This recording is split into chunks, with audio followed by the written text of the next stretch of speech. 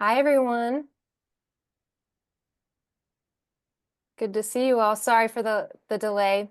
Zoom has changed up on me and it's confusing. Okay, we'll go ahead and get started. Great to see you all. Thanks for coming out. I think I know everyone here. I'm Jen White, the founder and executive director of Arise Immigration Services. We provide free representation to asylum seekers here in Pittsburgh and training and mentoring to advocates around the country.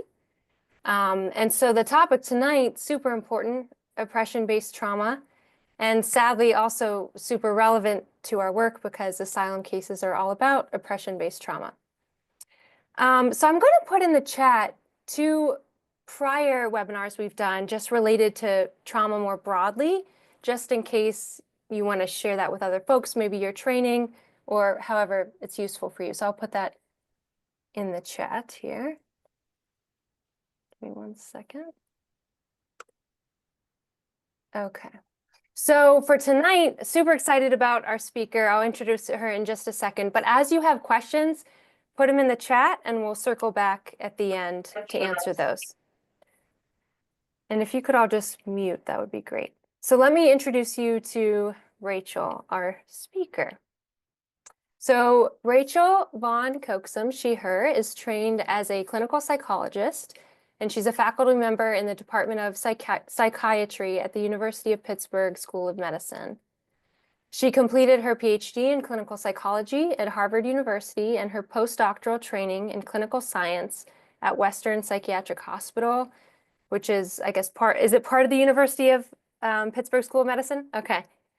Her clinical and scientific training is in the study of risk factors for childhood development of psychiatric disorders and the treatment of psychiatric disorders in children and adolescents.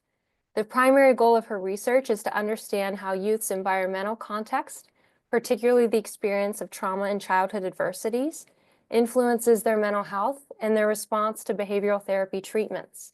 Her work also includes a specific focus on evaluating how well standard psychiatric tools capture the psychological experience of youth from minoritized identities and cultures.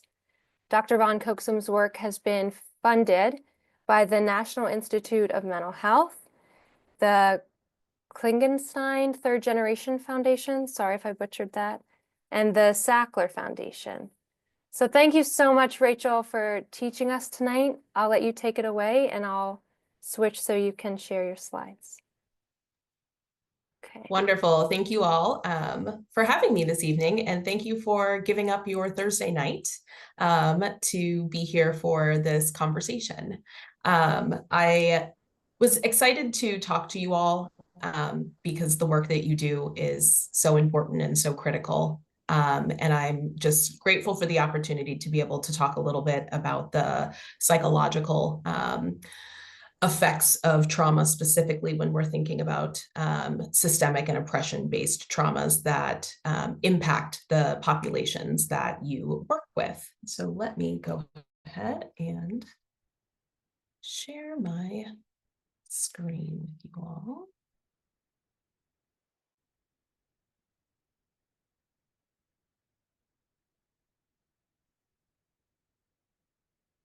Okay, wonderful.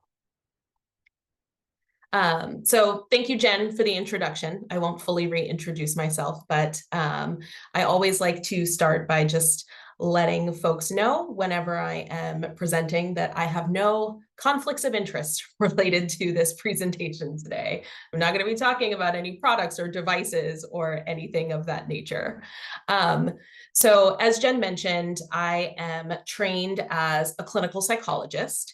And clinical psychology is a little behind some of the other fields in thinking about things like what we call positionality statements. We don't usually tend to use those regularly, but I think they're really important, or I'm coming to recognize the importance in providing transparency around how the identity of the speaker relates to the topic that someone is sharing on, and the extent to which those identities of the people we're talking about are represented in the fields that we're talking about.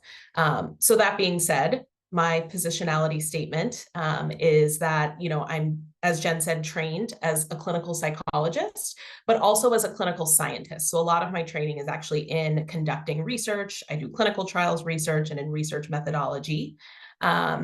And I also identify as a woman. I am US born and raised, and my expertise in the psychological impact of trauma and adversity comes from my clinical training and also from my research. And so the content of this presentation tonight is going to be largely based on my training and research, but also on the scientific literature on oppression-based trauma, particularly some selected studies that I'm going to talk about with you that are related to the declarations or experiences of asylum seekers. So I just want to give you a quick overview of what I'm going to be covering with you this evening. So I am first going to talk a little bit about the general impact of trauma on well-being and outcomes that are going to be relevant to asylum seekers. I also want to, kind of give us what we call in psychology an operational definition so that we're all on the same page with the same terms that we're using this evening to define oppression-based trauma within kind of the ecological systems where people exist. And then I'm going to talk about the effects of oppression-based trauma on individuals' understanding and appraisal of their own experiences of persecution. And then I want to, spend the last part of this discussion talking about ways in which we can talk with individuals about their experiences, specifically thinking about cultural humility, language, and trauma-informed approaches is a very popular term, but what does that actually mean and look like specifically in this context is what we're going to talk about. Okay, so I know that most who are a part of this conversation and are on this call tonight have some experience in general in education related to what trauma is, definitions of trauma, the impact of trauma. But I always like to just start with a quick recap or reminder of some really salient things to think about when we're thinking about trauma and well-being. So as I mentioned before, as a clinical psychologist, I'm specifically looking at the effects of trauma on mental health, usually. And I've always been really struck in my work by the very famous epidemiological or public health studies from the World Health Organization and also from a large epidemiological consortium here in the United States that show consistently that experiences of trauma, also the word childhood adversity is often used for some of those more chronic experiences that are similar to oppression-based traumas.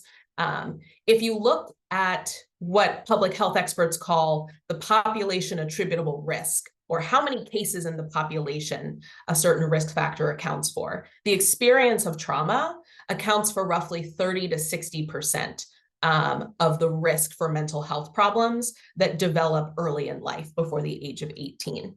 And to provide a little bit more context, if you take a look at this figure here, this is combining data from across epidemiological studies. And what each of these bars represents is essentially the percent of cases of mental disorders that would disappear if trauma were eradicated. So this is like how great the impact of it is on mental health outcomes. So looking, from substance abuse through disruptive behavior disorders, anxiety disorders, and mood disorders. The data here represent kind of the US studies, and then the bottom two bars are the global studies looking at children and adolescents. And a lot of this work was actually done in adults. So some of it is retrospective, but we also know that when you are thinking about the population that you work with, the majority of families have young children who are also at risk or experiencing that persecution. And the experiences that people have lifelong, even before they seek asylum, they may have been being impacted for over the course of their development before they actually present and begin working with you all. So the other thing that I want to highlight, in addition to kind of thinking about trauma and mental health, is that you all are probably aware that in the last several decades, there has been a huge focus on the impact that trauma has on biology and development.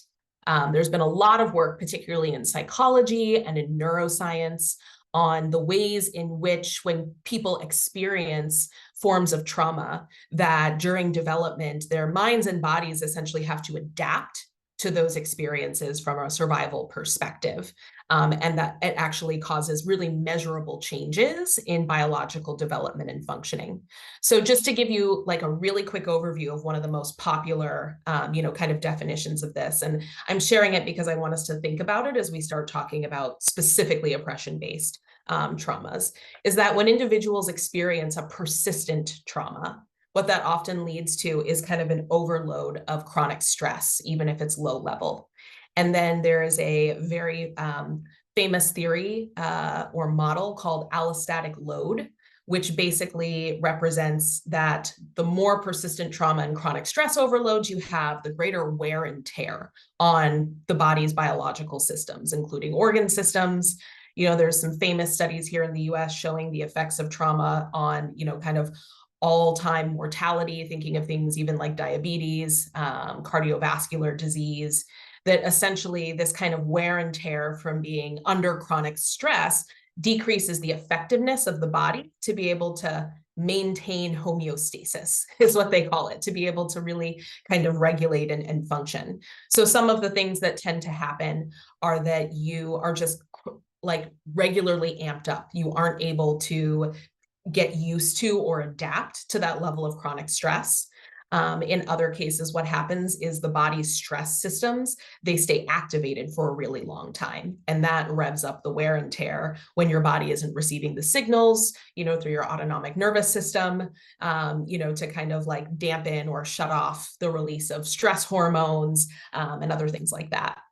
And then finally, sometimes the body will have kind of we call it a blunted effect, where the body fails to respond with the level of urgency that would typically be expected for how serious the event is. And so what that tends to lead to, or what people often see, is that the response to new stressors or to new traumas is affected by these changes. And from a mental health perspective, this often leads to increased psychiatric symptoms.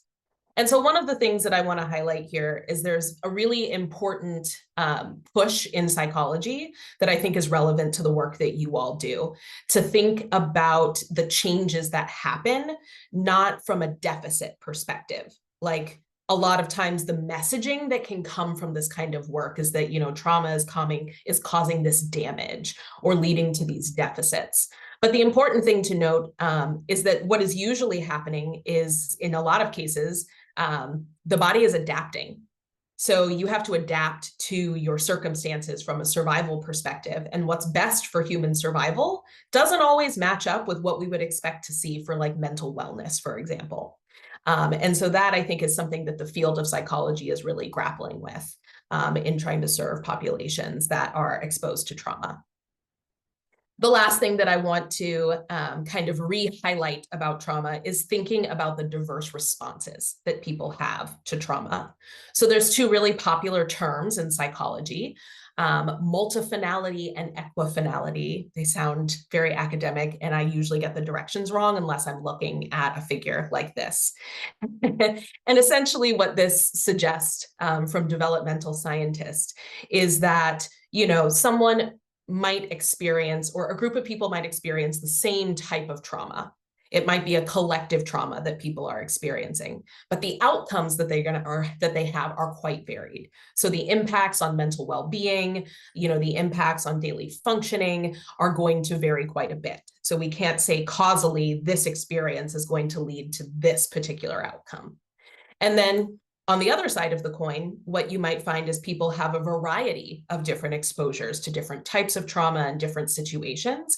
But then, clinically as a psychologist, we might see, oh, there's a pattern that a lot of folks are coming in and presenting in this same way. And so essentially kind of the summary story of some of these differences that we've talked about and that you all may already be familiar with is that experiences of trauma or adversity. We use the word a lot in psychology, and it got picked up in the popular press, that trauma gets embedded biologically, or gets under the skin is a lot of times the term that they use. And this can change how people emotionally respond to their situations, how they process information cognitively, and also how they learn and make decisions, all of which are relevant when thinking about working with and talking with people about their experiences when they're seeking asylum. And so finally, when thinking about, what does this look like in folks' day-to-day living, it's important to remember that, adaptations that people have from their traumatic experiences shape their motivation and their reward seeking, how they make decisions day to day. You might be working with individuals, for example, who make decisions that seem completely irrational to you. But impulsive decisions or decisions that seem like they don't make sense really might make sense in situations where, your circumstances aren't predictable. What's also challenging is sometimes you see either a heightened sensitivity or a diminished response to perceived threats. And that can be hard when we think about our own biases and what we expect when we're talking to people and they're sharing about their experiences. We might be expecting to hear them talk about it in a certain way, and think that perhaps they weren't affected by it if they're not talking about it in that way. But it is a very normal and expected biological response sometimes to have that diminished reactivity to threat. And finally, folks can have difficulty perceiving safety and building trust, despite repeated evidence that you are there for them and that you are supporting them. Because a lot of times when we're thinking about the effects that trauma has, even biologically and cognitively, it takes a lot more evidence or a lot more reinforcement than people would typically think, to be able to recognize that something is safe. Because for a long time, things that might have seemed safe may not have been. So I want to transition quickly and just talk about two definitions that I'm going to be using for the rest of the evening as we're talking specifically about oppression-based trauma.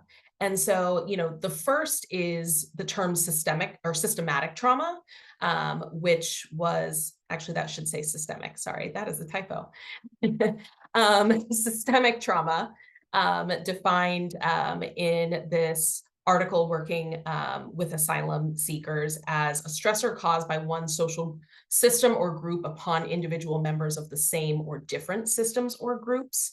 And when we think about the term oppression, what the term I'm going to be using from the literature that I was diving into is that it entails the state of asymmetric power relations that are characterized by domination, subordination, and resistance, where dominating persons or groups exercise their power by restricting access to material resources or by implanting in the subordinated persons or groups fear or self-deprecating views about themselves. So this is an older kind of classic definition from, as you can see, the mid-90s.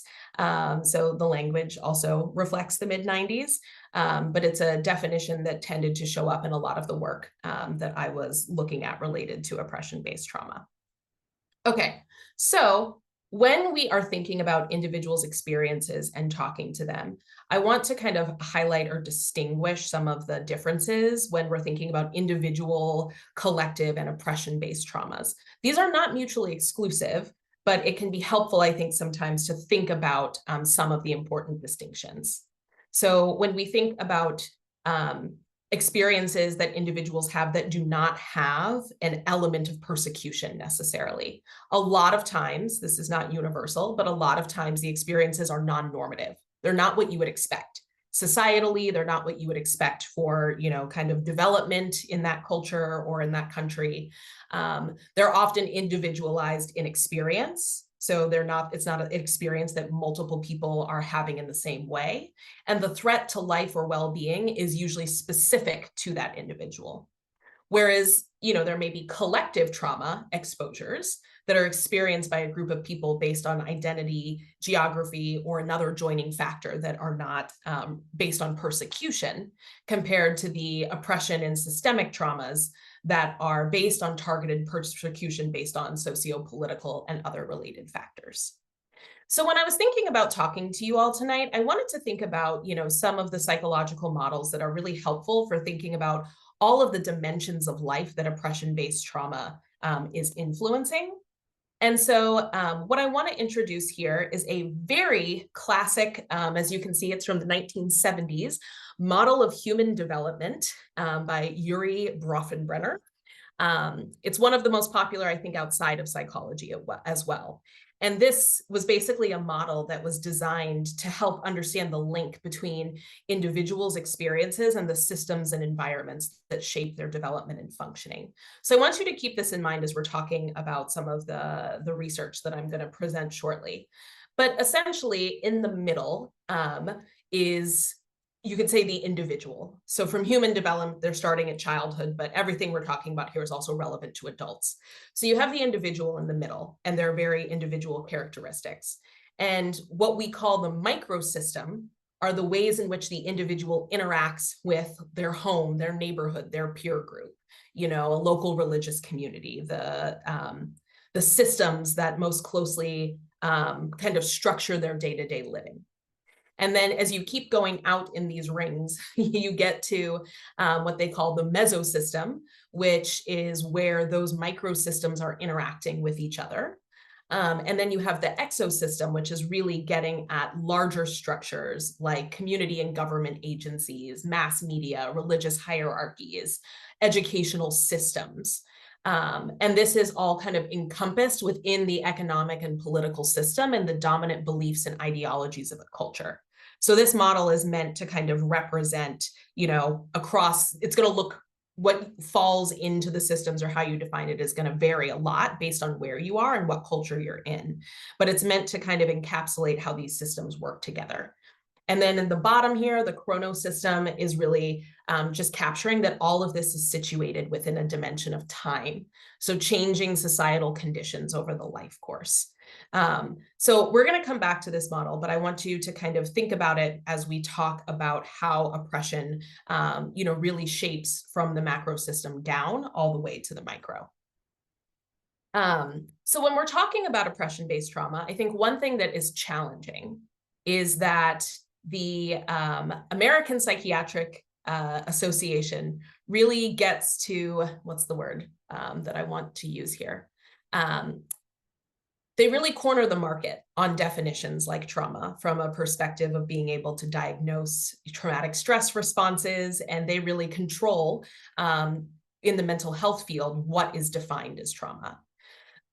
The DSM, as it's called for short, the Diagnostic and Statistical Manual by the American Psychiatric Association, has had a lot of critiques for a lot of reasons, but one of the ones that is really relevant here is the idea that their definition of traumatic events as, kind of really discrete things that might just happen one time or that cause a very specific response in people tend to leave out the chronic structural oppression that individuals face as a defined trauma that could trigger post-traumatic stress disorder. So there's been research in adult populations basically showing that you can better predict post-traumatic stress disorder when you actually include structural oppression as a trauma exposure. And here in the US, there's a psychologist out of the University of Missouri who did a study with several thousand African-American youth in the States, showing that when you included discrimination and racial stress, in addition to accounting for other kind of typical childhood traumas that aren't persecution-based or oppression-based, that you were able to better account for the development of mental health problems. So there's been a big kind of push for thinking about these oppression-based experiences with the psychiatric framework around trauma. And importantly, another critique that I think is helpful to think about when we're thinking about the experiences and the way that people present after experiencing oppression-based trauma is that it's an assumption that post-traumatic stress disorder, for example, is a somewhat universal response, and less consideration that it in fact might be culture bound. There's a really popular and really interesting book that was written by an investigative journalist probably, almost 15 years ago. It's called Crazy Like Us, The Globalization of the American Psyche. And there's a really fascinating chapter on the introduction of westernized conceptualizations of PTSD to a population of people in Sri Lanka who were affected by a tsunami. So it's really interesting to kind of read about and think about the ways in which even what we expect to see when people tell us about the experiences that they've had might be culture bound and in some ways, impacted by biases that we might have. Okay, so Now, I want to spend a little bit of time just kind of reviewing some selected studies, some of which are empirical work, where people were actually analyzing data from individuals' declarations, or doing systematic reviews of other studies with asylum seekers, and then also some theoretical work to highlight some points about oppression-based trauma that I think are really particularly relevant for talking with people about their experiences and understanding their experiences. So this study in the Australian Journal of Psychology basically pulled together and summarized 14 different studies of asylum seekers' experiences of injustice and then their well-being. And some of the themes that really popped up that I thought might be relevant to this group were highlighting the mistrust that individuals often have in the legal system, not just in the country they are leaving, but in the country where they are seeking asylum. And the belief that essentially approval of cases or the granting of asylum is arbitrary and not guided by justice due to feelings of injustice that they're experiencing. One of the other themes that really kind of emerged from this was the idea that experiences of systemic injustice reduce agency and control. And when you have a loss of agency and control, when you experience these types of traumas, it also has an impact on, your trust and belief that there will be some sort of justice, if justice is defined here as having asylum granted, for example, and that that individuals kind of lack the choice or the ability, so to speak, to influence or shape their own outcomes. And then one of the other themes that also emerged was the impact of remaining in a state of unresolved injustice, even following resettlement. So when we think about negative impacts on well-being, when individuals may have been resettled, but still feel as if there's no recourse of action against the government, against those who were persecuting them because the government structures weren't doing anything to intervene, that can have important long-term impact on well-being. And another theme that really kind of emerged from this work that I thought might be particularly interesting to this group is thinking about how individuals who are experiencing oppression understand, and the word we use in psychology is appraisal, or how they appraise and interpret situations, and how that relates specifically to their identities.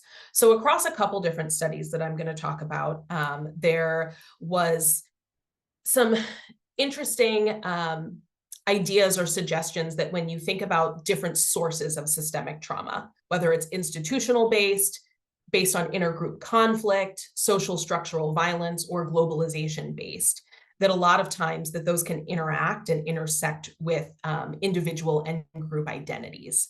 And not only the individual and group identities being important here, but that these different types of threats or different sources of systemic trauma can essentially amplify each other and kind of trigger a course of coping or distress that's nonlinear based on kind of what is taking precedence at different times.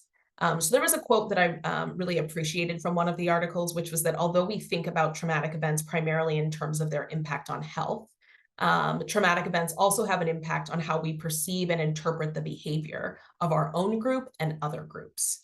So when individuals are thinking about how normalized, for example, their experiences are, or why they are being oppressed, the traumatic events that they experience in the context where they experience them. So if you think about those micro and meso systems that we were talking about, is going to shape essentially how people explain the behavior or explain oftentimes persecution that they might have experienced.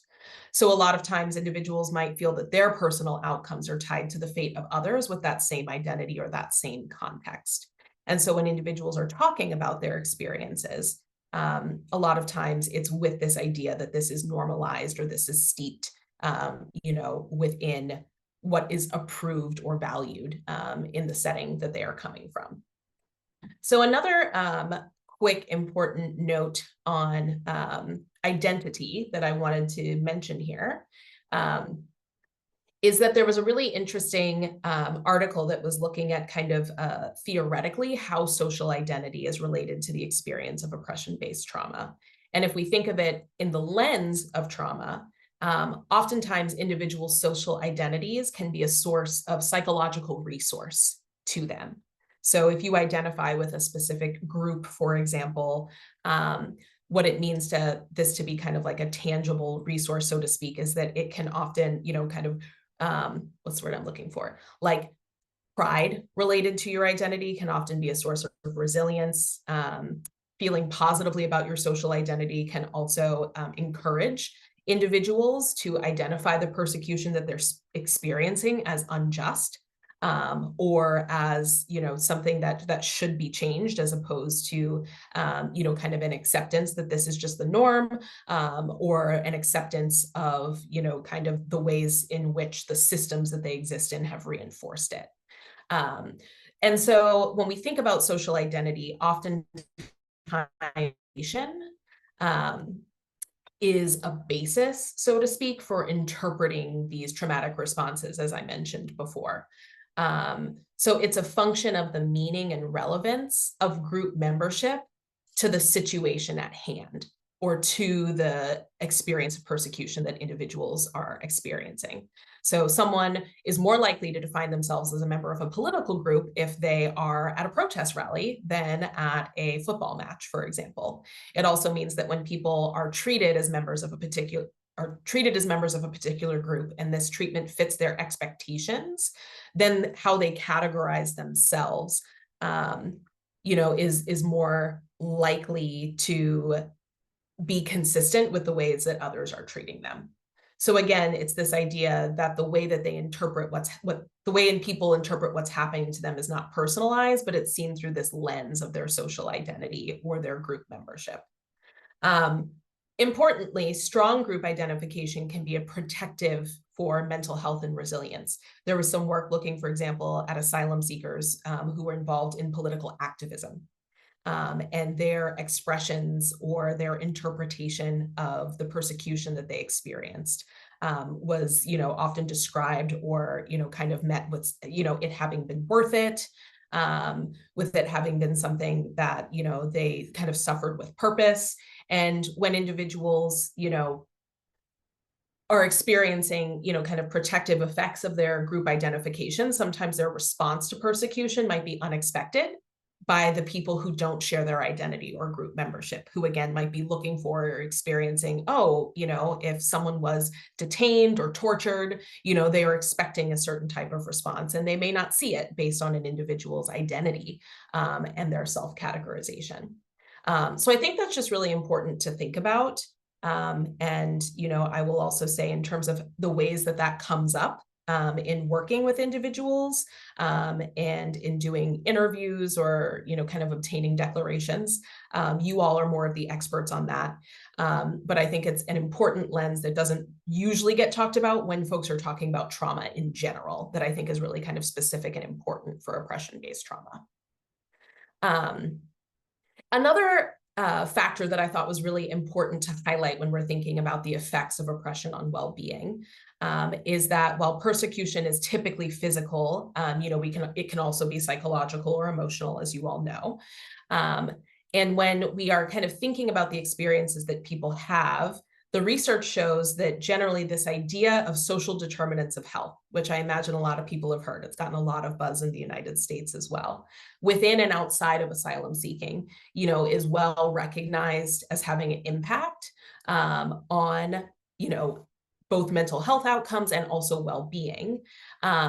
But some work has shown that essentially what this looks like for folks pre-migration has not really been studied well, and how the kind of social determinants that they experience interact with or intersect with their persecuted identities and their traumatization is important to think about and kind of parse when thinking about how to talk to people about their experiences. So to give you an example, there was a study that basically went back and analyzed 25 declarations that were made through the Yale Center for Asylum Medicine. And some of the things that they were, really focused on were different themes that kind of emerged across declarations. And one of them, within this context of thinking about social determinants, was that persecution really was kind of defined as stigma-driven abuse or harm. So this idea that a lot of times oppression and persecution creates stigma against the persecuted, which is a really powerful tool because stigma is often a experience that keeps people from seeking a different outcome or from prioritizing their well-being or seeking safety. And so oftentimes what comes, and this is similar to what we saw in the other research, reiterating this idea of status loss, so to speak, that experiences of persecution lead to a loss of status by way of dehumanizing and harmful acts by the persecutors. And that when we think about structural level stigma and discrimination, one way that stigma is kind of advanced is by public shaming and devaluation, of those who are being persecuted to reinforce the structural policies of persecution. So one example from an asylum seeker in Guatemala who was seeking, or from Guatemala who was seeking asylum based on gender-based persecution, talked about a loss of social standing, that lack of agency that we mentioned before, and also limited autonomy.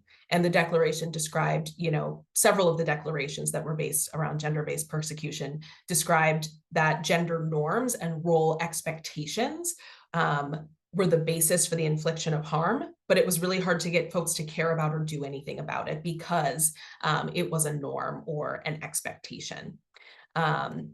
So when we think about the role of oppression is kind of creating stigma against those who are experiencing persecution, we can think about how that type of stigma interacts with these systems that we were talking about before.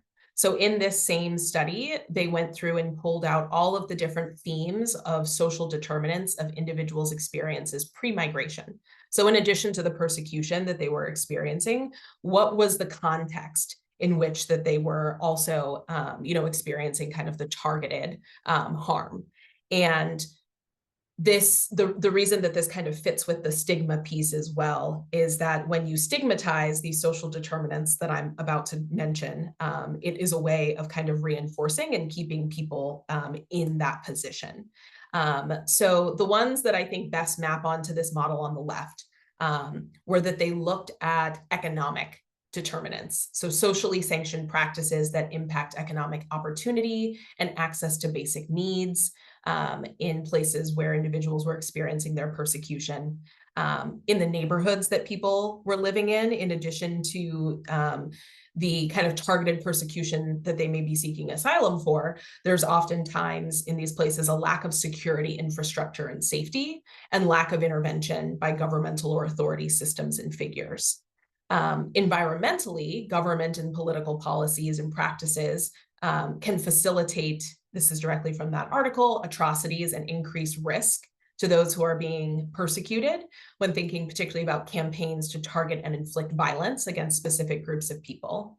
And then socially and culturally, norms and attitudes, violence and persecution that occurs within families and intimate partner relationships or abusive community practices are all things that can validate that violence when it's happening by close others or when it is consistent with the cultural norms and attitudes, and when it is kind of validated by the larger structural systems. And oftentimes this serves to isolate people in their suffering because they can't defy those norms. And they may be living in a place where authorities are unwilling to help when they are trying to seek safety.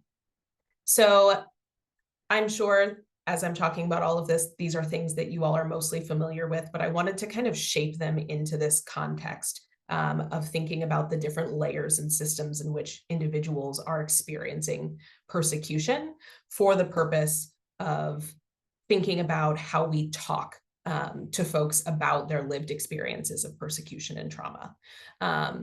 So now that I'm kind of shifting gears here for the last part of the presentation, I want to make sure to just say if you have questions or thoughts that are bubbling, please drop them in the chat so that I can get to them after this last section. I know once we change topics, sometimes it's hard to remember if you had questions. So some specific components that I wanted to talk about today in talking about folks with oppression, talking to folks about their experiences of oppression-based trauma, are really focused on the posture and approach that we take. So each thing that I'm going to talk about kind of fits under this umbrella of posture and approach. So something that I'll say that has become really popular is not the right word, a topic that has really increased in importance, particularly in clinical psychology, is this idea of expressing cultural humility, where a lot of times, if you were doing training as a psychologist 15 years ago, you were being encouraged to have cultural competence. And there started to be some pushback against competence, which really positions that person as the expert, so to speak, or suggests that you can have mastery over someone else's experience. And so I think the terminology is really important here. A lot of people have heard cultural competence, so I like to mention it and talk about why I specifically think it's important that we're using the term cultural humility. There's been a big overhaul in psychologist training to try and remove the competence and add the humility and the awareness pieces. So when talking with people about their experiences of oppression-based trauma, part of cultural humility and recognizing that those layers of the system that we talked about are things that we may not have expertise in, is knowing when to seek expert support. So whether it's country experts that you want to meet with, or other advocates who might have more experience with the type of persecution that this individual has experienced. To be able to kind of set the conversation up to understand their appraisal or their interpretation of the experiences that they've had. Having the humility to know when we need support is really critical here.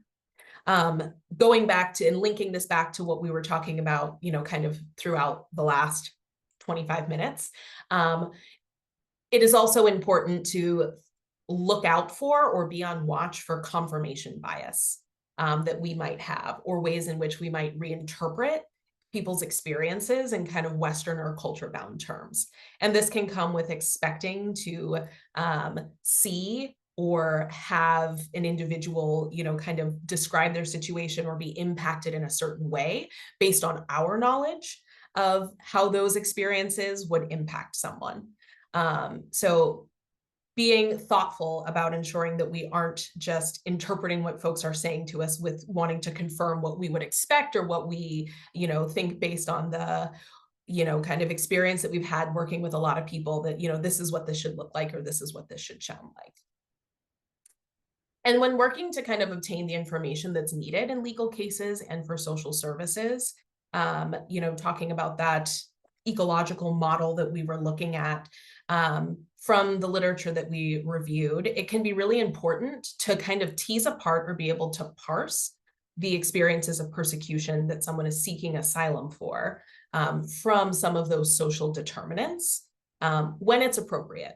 So there may be times that it is kind of difficult to talk about or understand someone's experience of persecution when the other systems that they are embedded in also maybe exposing them to other types of trauma, or they haven't had their basic needs met in a lot of different ways. And so trying to figure out when is it appropriate to kind of think about these social determinants as a part of their experiences of persecution versus as the context of their persecution is a difference that I don't know that we always talk about or are thinking really intentionally about. And also when we're trying to recognize and ask about the internalization, or we're trying to talk to people about their experiences, it's important to recognize and find ways to, with curiosity and humility and genuineness, try to understand experiences of internalizing or normalizing those experiences of persecution, and then how that relates to their asylum seeking into their case. So I wanted to give you a quick case example that is from my work here in the States of a time when I really struggled to not have an expectation of what someone's response would be to a series of traumatic events. So I work most of the time with teenagers, and I work with teenagers who are experiencing depression. I've changed demographic details for privacy reasons, but the details of this case example are consistent with a kid that we saw recently in a clinical trial that I'm running. So this is a 15-year-old teen who identifies as male and Latino, is in the 10th grade. And they came to us reporting, their mom was really concerned that they had been experiencing depression. And they were like, my kid is really depressed. He really needs some resources. He really needs some help. And when we were talking to him, he said that the feelings of depression started 2 years ago when his best friend was killed outside of a convenience store.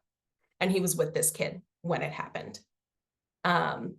He also shared with us through the course of this interview that this is a pretty normative experience for his social circle. So more than half of his friends at his high school had lost friends or close family to homicide by gun violence in the neighborhood where they lived, here locally in Pittsburgh. That neighborhood also happens to be historically redlined. It has a high rate of crime and a really high law enforcement presence. And that should say parent, not pair. But this teen also, in talking about family history, shared that one of their parents is incarcerated. A close relative who lived with him throughout his childhood died by an opioid overdose, and his primary caregiver has been chronically underemployed. So I was talking with a member of my team who was doing the interview with this teenager. And, we were like, oh, we really need to make sure we do a really thorough assessment of PTSD, because how could this kid not have PTSD? This teen did not have PTSD. He had no symptoms of PTSD. In addition to kind of, feeling depressed, there were some other kind of worries here and there, but the kind of way that he presented, he was telling us about his experiences as though he was telling us what his homework assignments were the day before. And his interpretation and perspective was kind of, it is what it is. Like, this is a normative experience where I live. This is a normative experience for my friends around me, for the people in my neighborhood, for the people on my block. And in transparency, one of the things that we really struggled with was how to best support this teen and understand their appraisal or interpretation of this experience, and to provide them with kind of appropriate services while not being surprised or really caught up that they weren't presenting in the way that we expected them to based on what we had seen. Because, we've worked with a lot of teens who, have really kind of typical trauma experiences that have experienced half of what this teen had gone through. And so, when you are doing the same type of work for a long time, it is very easy sometimes to get caught up in looking for or expecting certain things from the people that you're working with.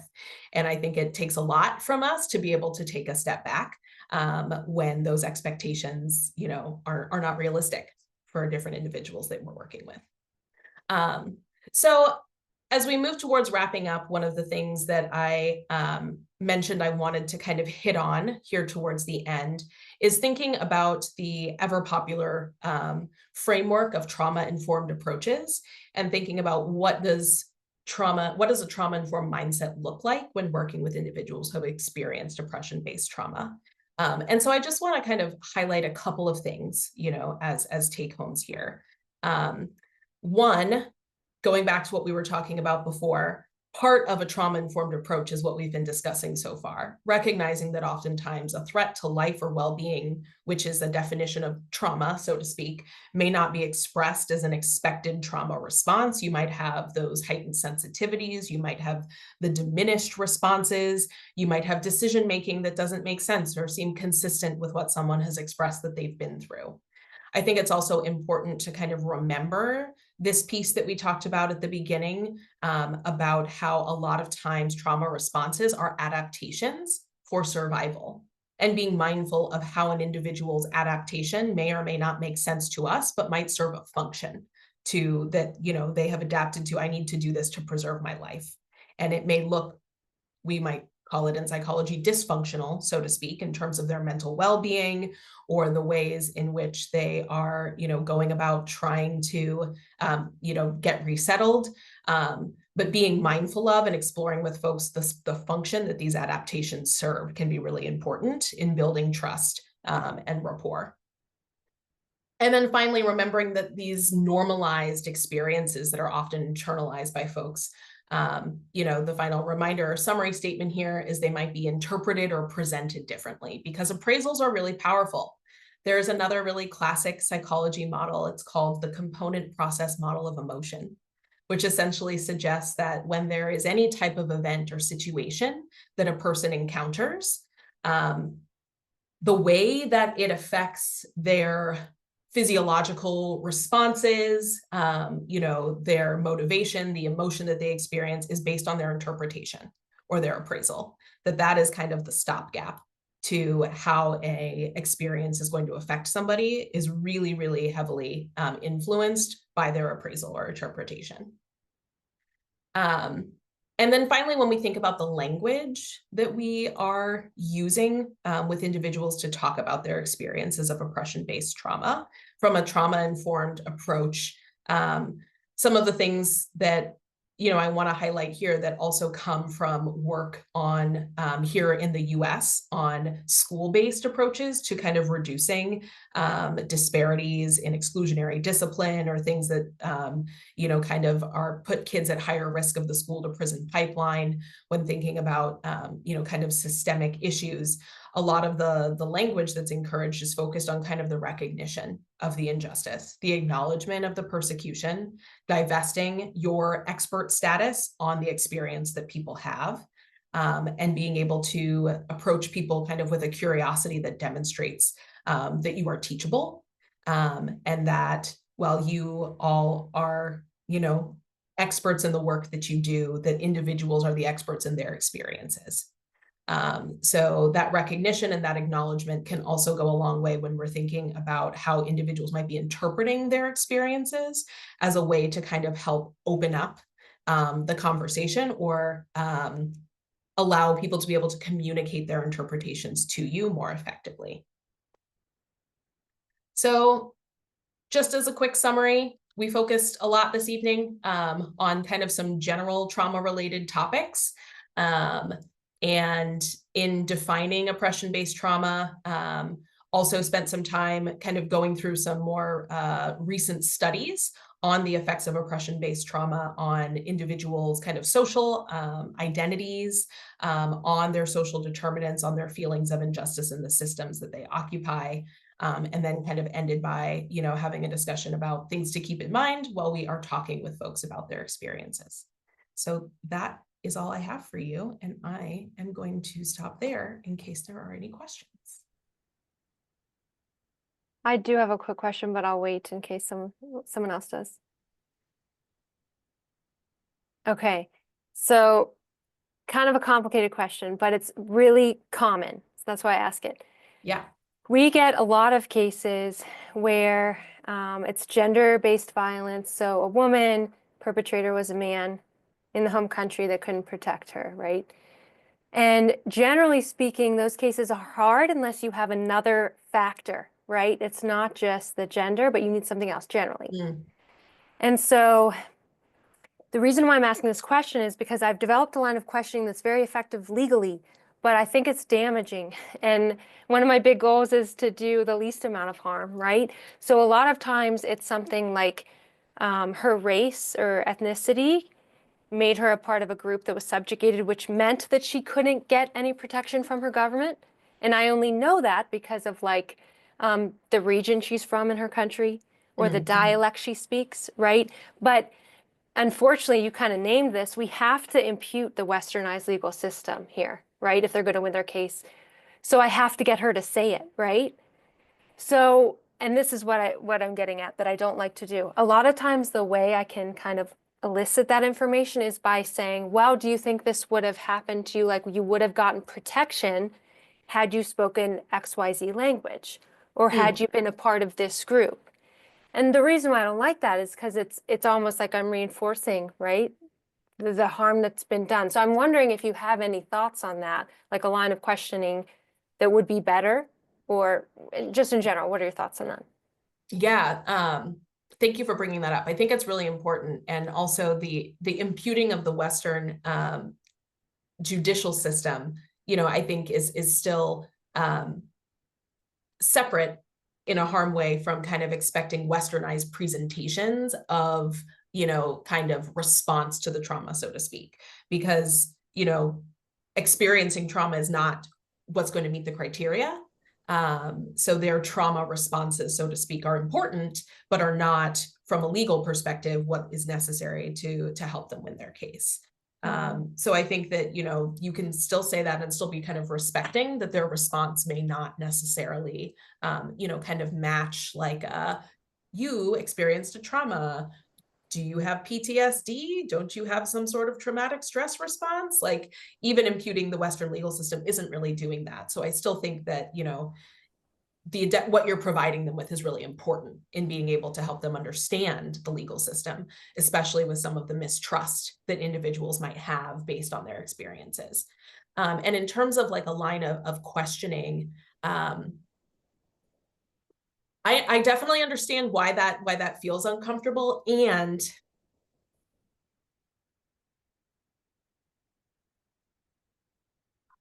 I think the way that you're asking it, do you think that this would be different, is not necessarily putting someone in, it's allowing them to kind of have the agency to tell you and to decide. And so I think the important piece is that you're not telling them that this is what happened to them because of that. You're asking what they think about it. You're asking, maybe sometimes like, are there other groups of people who might have experiences similar to where you live that might have received protection based on being part of, a different group of people or a different identity? Or I think the open-ended way that you're asking it is really important, because you're still giving them the autonomy and the agency. You're not imposing it on them. You're giving them the opportunity to say yes or no. And ultimately, I know that you were trying to help them, by bringing this up. But as much as, you don't want to kind of reinforce what you were talking about, I think there are ways that people could say it that could be quite damaging. And I think the open-ended way that you're presenting it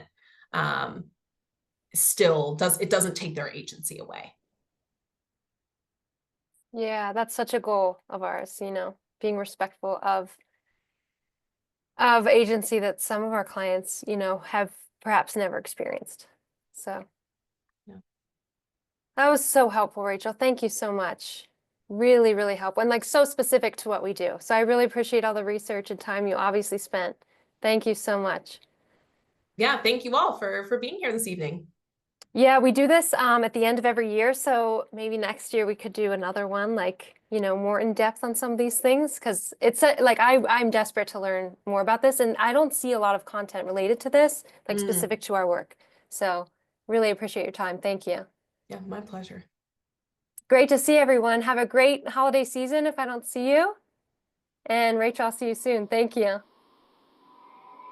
Bye, everyone. Thank you. Bye. Good night.